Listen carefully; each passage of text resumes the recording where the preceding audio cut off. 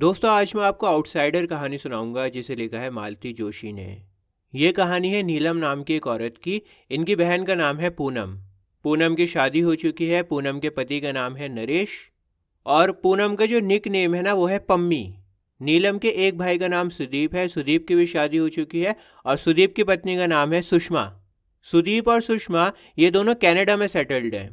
नीलम के दूसरे भाई का नाम है सुजीत। सुजीत की भी शादी हो चुकी है और सुजीत की पत्नी का नाम है अलका।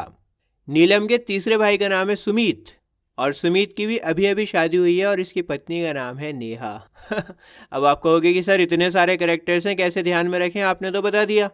अरे आप इंग्लिश फॉर ऑल के ऊपर आए हो, घबराते क्यों हो? अभी 5 मिनट दो मुझे, सारी चीज़ें मैं आपको क्लियर करूँगा। मुझ पर छोड़ दो सारी चीज़ें, बहुत आसान करता हूँ ये कहानी। आप लोगों को बहुत परेशान कर रही है।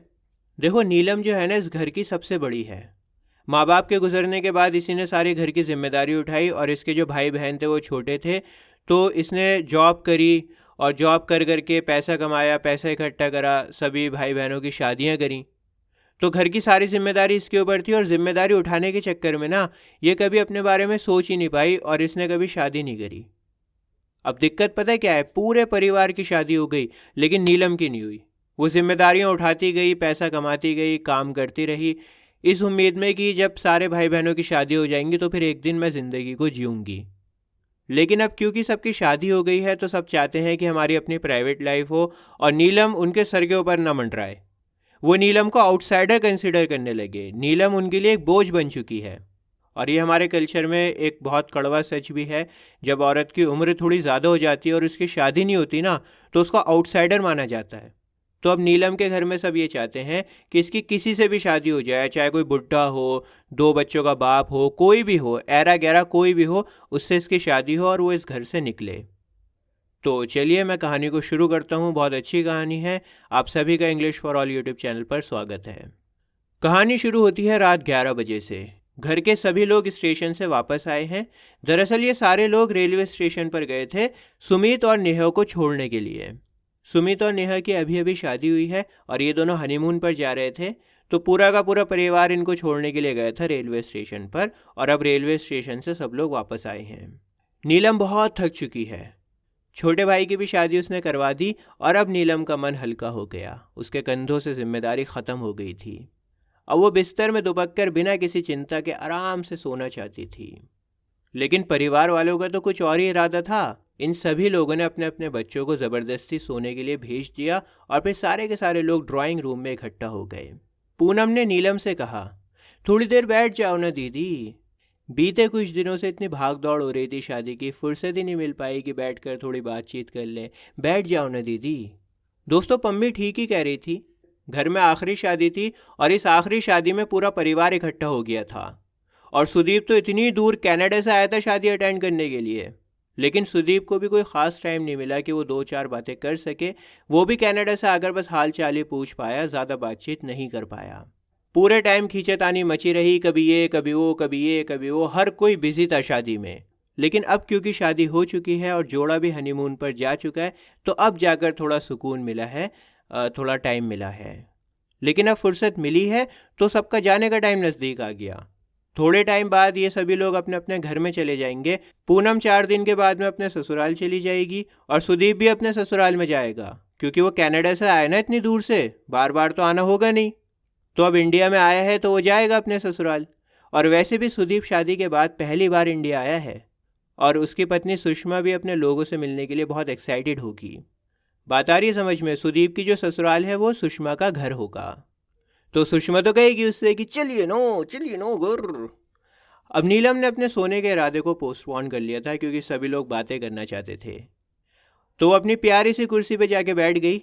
सुमित को छोड़कर नीलम का पूरा परिवार उसके सामने था। सभी लोग मौजूद थे वहाँ पर सुमित को छोड़कर, क्योंकि वो हनीमून पर गया अपनी बीवी के साथ में। दोस्तों, नीलम अपने इस परिवार के लिए 25 सालों से कुर्बानियाँ देती हुई आ रही है। 25 साल से अपने परिवार की सेवा कर रही है और आज छोटे भाई की शादी के साथ उसकी सारी जिम्मेदारियां ख़त्म हो गईं। नीलम बहुत हल्का और संतुष्ट महसूस कर रही थी और उसने इमोशनल होकर कहा, तुम सब लोग आ गए, बहुत अच्छा लगा, शादी में रौनक हो गई। पम्मी बोली, दीदी हम लोगों को तो खैर आना ही था, पर असली रौनक तो बड़े भैया के आने से हुई है। पिछली दोनों शादियों में वो नहीं थे तो बहुत बुरा लग रहा था। दोस्तों, पम्मी यहाँ पर बात कर रही है कनाडा वाले भैया की, और हमें ये पता लग गया कि कनाडा वाले भैया पिछली 2 शादियों में नहीं आए थे। ये घर की आखिरी शादी थी तो उन्हें आना पड़ा। तो नीलम ने कहा कि इस बार तो उसे आना ही था, घर की आखिरी शादी जो थी, आना तो था ही उसको। और नीलम बताती है कि सुदीप के लिए वो नेहा के पापा से भी लड़ ली थी। उसने नेहा के पापा से कहा कि भाई साहब, जब तक सुदीप नहीं बताता ना कि वो इंडिया में कब तक आ पाएगा, उसको किस दिन छुट्टी मिलेगी, उसकी फ़्लाइट कब की है, तब तक मैं शादी की तारीख को फ़ाइनल नहीं कर सकती। घर की आखिरी शादी है, सबका होना बहुत ज़रूरी है। तो जब सुदीप मुझे बताएगा ना कि वो इंडिया में कब आ रहा है, कब उसका फ़ाइनल है, तभी मैं शादी की तारीख को फ़िक्स कर पाऊँगी। दीदी, तुमने मेरी छुट्टी का इंतज़ार किया, सचमुच बड़ा अच्छा काम किया। पर बार बार ये आखिरी शादी का जुमला क्यों रट रही हो? अरे दीपू, मेरा मतलब इस जनरेशन की आखिरी शादी से था। तुम्हारी जो बेटी है प्रिया, वो तो अभी बहुत छोटी है। जो बड़े बड़े लोग हैं यहाँ पर, उनकी तो सबकी शादी हो चुकी है ना। तो बस आखिरी शादी थी, ये वो भी निपट गई। दोस्तों, नीलम ने सुदीप को दीपू कहा है। दीपू उसका निक नेम है, प्यार में कहा है उसको। तो सुदीप नीलम से कहता है कि दीदी, मैं अपनी बेटी प्रिया की शादी की बात नहीं कर रहा हूँ। तो फिर किसकी बात कर रहे हो? दरअसल हम लोग ना। इतना कहते कहते सुदीप चुप हो गया। उसकी हिम्मत ही नहीं हो पाई कि आगे कुछ कह सके। तो उसने सपोर्ट के लिए सुजीत और पूनम की तरफ देखा। सुजीत को तो इतनी शर्म आई कि उसने आंखें ही झुका ली। लेकिन पूनम हमेशा से बोल्ड रही है। उसने झट से कहा, दीदी, बड़े भैया के कहने का मतलब ये है कि अब आपकी सारी जिम्मेदारियां ख़त्म हो गई हैं, अब आपको भी सेटल हो जाना चाहिए। नीलम के समझ में नहीं आया कि वो सेटल होने की क्या बातें कर रहे हैं। वो तो पहले से ही सेटल है। तो उसने इंग्लिश में कहा, but I am quite well settled.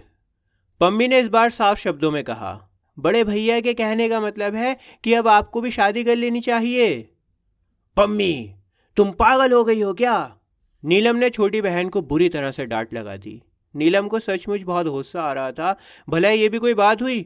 सामने घर के दामाद बैठे हुए हैं, बहुएं बैठी हुई हैं, पूरा परिवार इकट्ठा है। उनके सामने इस तरह की बचकानी बातें करनी चाहिए भला? ये तो अच्छा हुआ कि सुमित और नेहा यहाँ पर नहीं है। वो दोनों गए हुए हैं, वरना वो नई लड़की अभी अभी घर में आई है नेहा, वो क्या सोचती। छी। दोस्तों, नीलम को ना झटका लगा था और वो अपनी शर्म से अपने झटके से उभर भी नहीं पाई थी कि तभी नरेश बोल पड़े। अब देखो, नरेश घर का दामाद है और घर के दामाद को सर आंखों पर बिठाया जाता है। घर का दामाद जो भी बोलता है उसके बात में वजन होता है, उसको हल्के में नहीं लिया जाता। तो नरेश ने कहा, दीदी, पम्मी ठीक कह रही है। ये सिर्फ पम्मी के मन की बात या बड़े भैया के मन की बात नहीं है, हम सब यही चाहते हैं। इस घर के लिए आपने इतना कुछ किया है, एक तरह से आपने अपनी पूरी जिंदगी ही कुर्बान कर दी है इस घर के लिए। तो इसीलिए अब हम सब लोग चाहते हैं कि आप भी इत्मीनान की, आराम की ज़िंदगी जिएं।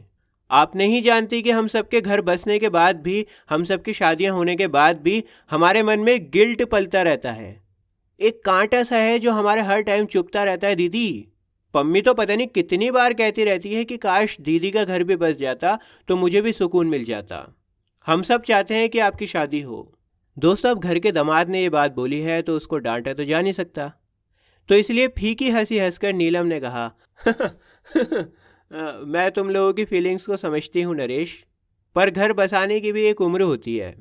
हाँ, उम्र तो होती है, पर आप भी उस उम्र के दायरे में ही हैं। वो तो आप शुरू से ही सबकी गार्जियन बनी हुई हैं, सबकी जिम्मेदारी उठाई है आपने, सबकी देखभाल करी है, तो इसलिए आप अपने आप को बुजुर्ग समझने लगी हैं। नहीं तो 45 साल भला कोई उम्र होती है? आप चाहें तो इस उम्र में भी आपके दर्जनों मैरिज प्रपोजल्स आ सकते हैं। नीलम ने कोई जवाब नहीं दिया, और ऐसी बचकानी बातों का भला वो क्या ही जवाब देती। उसने इन बातों को मजाक समझा, सोचा कि ये लोग मजाक कर रहे हैं मेरे साथ। लेकिन उन लोगों के पास में सच में दर्जनों मैरिज प्रपोजल्स इकट्ठा थे। ऐसा लग रहा था कि छोटे भाई की शादी का तो बस एक बहाना था। वो सभी लोग इसीलिए इकट्ठा हुए थे वहाँ पे, ताकि नीलम की शादी करा सकें। इन सभी लोगों की गुपचुप खिचड़ी पक रही थी, अंदर ही अंदर प्लानिंग कर रहे थे ये, और नीलम को कानों कान खबर नहीं हुई। नीलम को तो तब पता लगा जब मैरिज प्रपोजल्स की एक लंबी चौड़ी लिस्ट उसको थमा दी गई। दोस्तों, नीलम ने मैरिज प्रपोजल्स को देखा तो सही, लेकिन अभी भी वो सीरियस नहीं थी। उसने सिर्फ मनोरंजन के लिए पूरी लिस्ट को पढ़ा, देखा कि कौन कौन से रिश्ते आए हैं, और उसे पढ़कर उसे हंसी भी आई और हैरानी भी हुई कि लोग कैसे कैसे मुश्किल हालातों में भी शादी करने का शौक पालते हैं। तो यहाँ पर हमें ये समझ में आ रहा है कि नीलम के पास में जो प्रपोजल्स आए हैं वो बहुत ही ख़राब प्रपोजल्स हैं। किसी की शादी टूटी हुई है, किसी की बीवी दुनिया से जा चुकी है, कोई 60-65 साल का बुढ़ा है। तभी तो नीलम पढ़कर हैरान हो रही है कि इतने मुश्किल हालात हैं इनके, लेकिन फिर भी ये लोग शादी का शौक़ पाल रहे हैं।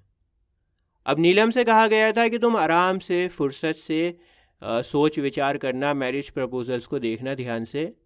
लेकिन सुषमा और सुदीप अगले ही दिन उसके कमरे में आ गए। सुदीप और सुषमा को शायद सबसे ज़्यादा जल्दी थी नीलम की शादी की। कनाडा जाने से पहले वो सब कुछ तय करना चाहते थे। और इनके पीछे पीछे सुजीत भी नीलम के कमरे में आ गया। ऐसा लगा जैसे दोनों भाई मिलकर नीलम पर हमला करना चाहते हों। अब थोड़ी देर तक तो इधर उधर की बातें होती रहीं। फिर सुधीर ने एकदम अचानक से पूछा, दीदी तुम्हें वो लखनऊ वाला प्रपोजल कैसा लगा? कौन सा? वो अवस्थी जी वाला? ना बाबा ना, शादी के फौरन बाद नानी बनने का अपना कोई इरादा नहीं है। ये सुन के सुषमा ने सजेशन दिया, तो बरेली वालों को देख लेते हैं, उनके 2 बेटे ही हैं शायद, और बेटे भी अभी बहुत छोटे छोटे से हैं। सुदीप ने बरेली वाले रिश्ते के बारे में अधिक जानकारी दी। कहा, अरे उन दोनों बेटों को भी वो हॉस्टल में रखने के लिए तैयार हैं, अपने साथ में नहीं रखेंगे, हॉस्टल में रखेंगे दोनों बेटों को। नीलम ने कहा कि इसे कहते हैं हिपोक्रेसी। इधर तो ऐसे बोलेंगे कि हम तो सिर्फ बच्चों की खातिर दूसरी शादी कर रहे हैं, और फिर उन्हीं बच्चों को ये लोग हॉस्टल में ठूसने के लिए भी तैयार हो जाते हैं। ऐसे 2 मुंह वाले लोगों से मुझे सख्त नफरत है। सुजीत बोला, जाने दो बरेली वालों को, गोली मारो। मुझे तो नरेश के जीजे जी वाला प्रपोजल बहुत अच्छा लगा है। एक तो भाई साहब डेप्यूटी कलेक्टर हैं, और दूसरा ये है कि थोड़ा बहुत लिखना पढ़ने का भी शौक़ रखते हैं। He will be a perfect companion. तुम उनकी बात कर रहे हो जिनकी बेटी ने आत्महत्या करने की धमकी दी है? अरे क्यों मेरे सर हत्या थोपना चाहते हो? अरे इन धमकियों से कुछ नहीं होता दीदी। पम्मी की सास ने भी तो कहा था कि अगर शादी हुई तो मैं मिट्टी का तेल छिड़क कर आग लगा लूँगी। पर क्या हुआ? कुछ भी तो नहीं। 2-4 साल मुंह फुलाकर रखा, अब सब कुछ ठीक है, सब कुछ बढ़िया है। दोस्तों यहाँ पर बात हो रही है पूनम की। मैंने आपको बताया था ना कि पूनम का निक नेम है पम्मी। तो हमें यहाँ पर यह भी पता लग गया कि जब पूनम की शादी यानी पम्मी की शादी हुई थी तो हालात सही नहीं थे। उसकी जो सास हैं पूनम की, वो खुश नहीं थी शादी से। शायद पूनम ने लव मैरिज करी थी, जिसकी वजह से उसकी जो सास हैं वो नाराज़ थी उससे। तो सुजीत बता रहा है कि पम्मी की सास ने भी तो कहा था कि अगर ये शादी हुई तो मिट्टी का तेल डाल के मैं अपने आप को जला लूँगी, लेकिन कुछ भी नहीं हुआ। शादी के बाद सब कुछ सही हो गया। जीतू, दोस्तों जीतू ना सुजीत का निक नेम है। तो नीलम कहती है, जीतू किसी दिन फुर्सत मिले ना तो पम्मी से पूछना कि उसने ये 2-4 साल कैसे काटे हैं। कहने का मतलब ये है कि जिसके ऊपर बीतती है ना उसको ही पता लगता है। तुमने तो कह दिया कि बस 2-4 साल मुंह फुलाकर रखा, अब सब कुछ ठीक है। जिसके ऊपर बीती है उससे तो पूछो जाके। पम्मी से पूछो कि 2-4 साल उसने कैसे काटे हैं। और दूसरी बात यह है कि पम्मी शुरू से ही दिलेर है, बहादुर है, और फिर उसमें प्यार का जोश भी था, और इसी वजह से उसने हंसते हंसते सब कुछ झेल लिया। और वैसे भी कच्ची उम्र में सहना बहुत आसान होता है। मैं इस उम्र में इतना ज़्यादा स्ट्रेस नहीं झेल पाऊंगी। 20 साल की उम्र से मैंने जिम्मेदारियां उठाई हैं, स्ट्रेस को झेला है, और अब मैं परिस्थितियों से लड़ लड़ कर तंग आ चुकी हूँ। अब मुझे और ज़्यादा स्ट्रेस नहीं चाहिए ज़िंदगी में। मैं थक कर चूर हो गई हूँ। अब जाकर थोड़ा सुस्ताने की, आराम करने की मोहलत मिली है, और मैं इस मोहलत को भरपूर इंजॉय करना चाहती हूँ। अब ये मत समझना कि मैं तुम्हारी भावनाओं को समझती नहीं हूँ। मैं तुम्हारी फीलिंग्स को समझती भी हूँ और उनकी कदर भी करती हूँ, पर मेरे लिए इतना ज़्यादा सोचने की और डिस्कशन करने की ज़रूरत नहीं है। मैं अब सिर्फ शांति चाहती हूँ, शांति और आराम, बस, इससे ज़्यादा और कुछ नहीं। खैर, फिर भी शुक्रिया इतना सोचने के लिए। अब दोस्तों तीनों वहाँ से उदासी भरा लटका हुआ चेहरा लेकर उठ गए। कमरे से बाहर 2-4 कदम ही गए होंगे कि सुषमा बोल पड़ी, मुझे मालूम था कि वो मना कर देंगी। इतने दिनों तक इस घर में बॉस बनकर रही हैं, अब ससुराल में जाकर डांट सहना उनके बस की बात नहीं। उन्हें तो बॉस बन के रहने की आदत हो गई है, अपनी मनमानी करने की आदत हो गई है। ससुराल में धौस डांट डपट नहीं सहन कर पाएंगी। क्या आप बात करती हो भाभी? अब इस उम्र में उन्हें कौन डांटेगा, कौन धौस डपट करेगा उनके साथ? क्या? औरों की डांट ना सहनी पड़े, लेकिन पति की डांट तो सहनी पड़ेगी ना। पति की जी हुजूरी तो करनी पड़ेगी। अब दोस्तों ये सारी बातें ना नीलम के कानों तक पहुंच गईं, क्योंकि ये लोग नीलम के कमरे से बहुत करीब में ही थे। तो उसने सुन लिया कि ये लोग क्या बातें कर रहे हैं, और नीलम ने ये सोचा कि सुषमा ठीक ही कह रही है। इतने दिनों तक खुद अपनी मनमर्जी से मैंने इस घर को चलाया है, अपनी मनमानी करी है इस घर पर, तो अब नीलम किसी और की मनमानी को एक्सेप्ट नहीं कर पाएगी। इतने दिनों से अपने घर की बॉस बनी हुई है, तो भला वो कैसे दूसरे घर में जाकर एडजस्ट कर पाएगी जहाँ पर कोई और बॉस होगा। शादी के इस पहलू पर तो उसने सोचा ही नहीं था। अच्छा ही हुआ कि ये किस्सा शुरू होने से पहले ख़त्म हो गया। हाँ, अब दोस्तों नीलम को ऐसा लग रहा था कि किस्सा यहीं पर ख़त्म हो गया, अब कोई शादी का जिक्र नहीं करेगा, कोई शादी की बात नहीं निकालेगा। लेकिन 24 घंटे भी नहीं बीते थे कि पूनम ने उसे घेर लिया। पूनम ने कोई वक्त बर्बाद नहीं करा, इधर उधर की बातें नहीं करी, वो डायरेक्ट शुरू हो गई। कहने लगी कि भैया भाभी बता रहे थे कि तुमने शादी से साफ इनकार कर दिया। तो और क्या करती, तुम लोगों को पागलपन का दौरा पड़ा है, लेकिन मेरा दिमाग तो अभी ठीक है। पूनम उर्फ पम्मी कुछ पल चुप रही, फिर धीरे से बोली, तुमने हमेशा ही अपने ढंग से सोचा है। तुम हमेशा अपने ही ढंग से सोचती हो, कभी औरों की नज़र से भी सोचा करो। मतलब हर चीज़ अपने हिसाब से करती हो, कभी देखो आसपास कि औरों का नज़रिया क्या है और लोग क्या सोचते हैं। बाकी सब लोगों के नज़रिए से भी तो देखो। तुम नहीं जानती हो कि इन लोगों के मन के ऊपर कैसा बोझ बना रहता है, ख़ास तौर से सुदीप और अलका के मन पर। अलका तो कहती है कि हमें तो ज़िंदगी हो गई, कभी ठीक से एंजॉय ही नहीं कर पाते। एक अनब्याई ननंद का साया हमारी खुशियों पर हमेशा मंडराता रहता है। नीलम ने हंसकर कहा, सो सैड। भाई अपनी अलका रानी को समझा देना कि मेरे लिए इतना परेशान होने की ज़रूरत नहीं है। मैंने ज़िंदगी की किताब से वो पेज बहुत पहले ही फाड़कर फेंक दिया था जिन पर शादी का चैप्टर लिखा हुआ था। दोस्तों नीलम के ना अभी भी बात समझ में नहीं आई। वो ये सोच रही है कि इन लोगों को बहुत चिंता है उसकी, ये लोग परेशान हो रहे हैं कि उसकी शादी हो। ख़ास तौर से अलका और सुदीप परेशान हो रहे हैं। अलका और सुदीप अच्छा क्यों परेशान हो रहे हैं ख़ास तौर से, क्योंकि वो इसी घर में रहते हैं। बाकी सब लोग तो अपने अपने घर में रहते हैं। पूनम ब्याह के चली गई अपने घर में, कनाडा वाले भैया कनाडा में मज़े कर रहे हैं। अब बचा कौन, अलका और सुदीप। छोटे भाई की तो अभी अभी शादी हुई है। तो पम्मी ने पूछा कि दीदी क्या वो पेज दोबारा से जोड़े नहीं जा सकते, क्या आप दोबारा से शादी का विचार नहीं कर सकती। पम्मी तुम नहीं जानती कि अरमानों को दफन करने में कितनी तकलीफ़ होती है, और फिर उन मरे हुए अरमानों को दोबारा से ज़िंदा करने में तो शायद और भी ज़्यादा तकलीफ़ होगी। और मुझे डर है कि अगर मुझे मजबूर किया गया ना शादी के लिए, तो मैं अपने सपने के टूटे हुए सिरे को वहीं से उठाना चाहूँगी जहाँ छोड़ा था।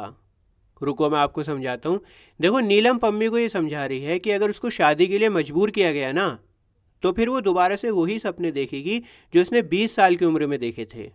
अभी तो उसकी उम्र 45 साल की है, थोड़ी बुढ़ी हो गई है वो।